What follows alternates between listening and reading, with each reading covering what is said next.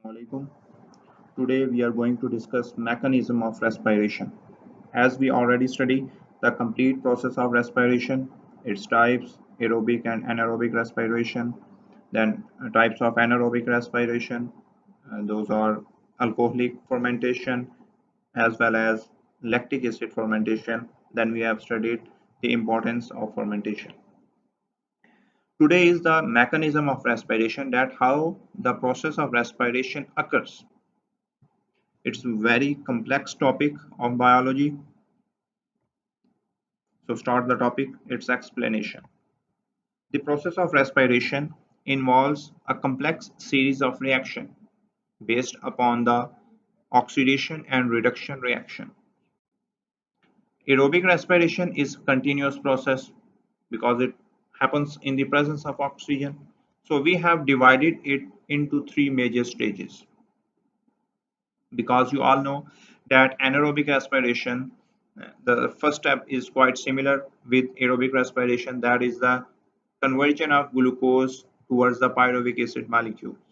So one glucose to pyruvic acid molecules are generated. After it, both the processes are different from one another. So we have divided aerobic respiration, its mechanism, into three stages.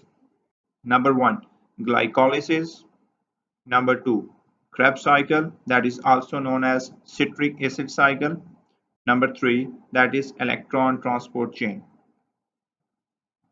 Three major stages of this aerobic respiration: glycolysis, Krebs cycle, electron transport chain. Now we will going to discuss these three stages one by one. First of all, glycolysis. What is glycolysis? Glyco stands for glucose, lysis stands for breakdown.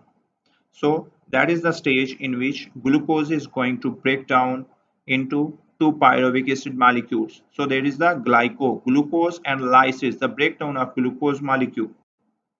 So this process occurs in the cytoplasm of the cell. Oxygen is not involved in this stage. That is why it occurs in both type of respiration. It occurs in aerobic respiration as well as in anaerobic respiration, because it does not require oxygen. That is the conceptual point. Why glycolysis occurs in both type of respiration? Because it is independent upon the oxygen. In this stage, glucose is broken down. Glucose having the 6 carbon atom. You know the formula C6. So it stands for 6 carbon atoms there. So glucose is broken down into two molecules of pyruvic acid, 3 carbons. So the pyruvic acid molecule is a 3 carbon atom. So the two molecules will be generated from one glucose. Next one is the Krebs cycle. That is also known as citric acid cycle. Discovered by British biochemist Sir Hans Krebs. That's why it is known as Krebs cycle. Before entering, now you have in the process you have two molecules of pyruvic acid.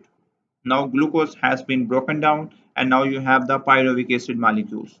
So from the glycolysis, pyruvic acid is now entering inside the Krebs cycle.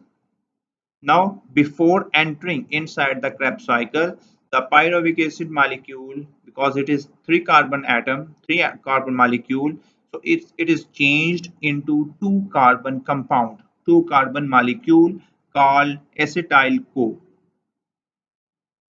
Before entering into Krebs cycle, pyruvic acid molecule is changed into 2 carbon compound or 2 carbon molecule called acetyl CoA. How it happens? Pyruvic acid molecule basically react with acetyl, that is acetic acid there, it reacts with each other and form acetyl CoA, that is also reacting with the coenzymes. So Krebs cycles occur in mitochondrial matrix. So now pyruvic acid molecule is now from cytoplasm is going to enter inside the mitochondria. You all know that mitochondria is the powerhouse of the cell. So now this molecule, pyruvic acid molecule, is going to be enter inside the mitochondria to generate energy. So at the end of the Krebs cycle, you will have energy molecules ATP, adenosine triphosphate, NADPH, that is nicotinamide adenine dinucleotide, and FADH2, that is flavin adenine dinucleotide. Don't go towards to learn their full names, just write as it is written on the slides or on your book. So from the glycolysis, sorry, glucose is broken down into pyruvic acid. So the product of glycolysis is pyruvic acid. Now in Krebs cycle, pyruvic acid molecule is broken down into three products. So the products of Krebs cycle will be ATP, NADH and FADH2. Next one is the electron transport chain. Electrons means negative particle transport. Now electron will be transported from one part towards another in the form of chain. So the final step of cellular respiration, transfer of electron on an electron transport chain. NADH and FADH2 releases electron and hydrogen ion. Basically, these two molecules, NADH and FADH2, having H at the end of these molecules. So they release hydrogen ions as well as electrons. These electrons are taken up by a series of electron carriers. So now electrons will carry these electrons, electron carriers will carry these electrons in a chain. When electrons move through this series, electron carriers, they lose energy because they are doing something. So when they do something, they release energy. They lose energy. Lost energy is used to synthesize ATP. At the end, electron and hydrogen ion combine with molecular oxygen to form water. So there will be the reaction of hydrogen and oxygen with electron to make water molecule at the end of the electron transport chain. So now we have the complete mechanism here. In the start, there is a glycolysis process. So what will be the starting reactant? That is glucose. Glucose in the presence of NADP and NAD positive to form two pyruvic acid molecules plus ATP will be generated as well as NADH will be generated.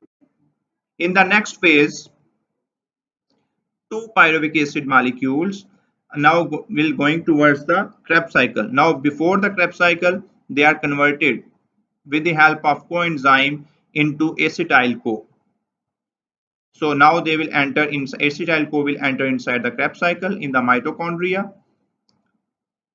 In the presence of ADP, FAD positive and NAD positive, they will and the coenzyme that was included there is released from the system and carbon dioxide will be generated, ATP will be generated, NADH will be generated and FADH2 will be generated. Now in the next phase, these last products NADH and FADH2, because he is having the hydrogen at the end, they will enter inside the electron transport chain. So first one NADH will come, it will react with FADH2 here. In the presence of molecular oxygen, they will form water molecule, ATP is generated, NAD positive will generated and at the end FAD positive will be generated. That is the complete scheme of these three stages of respiration.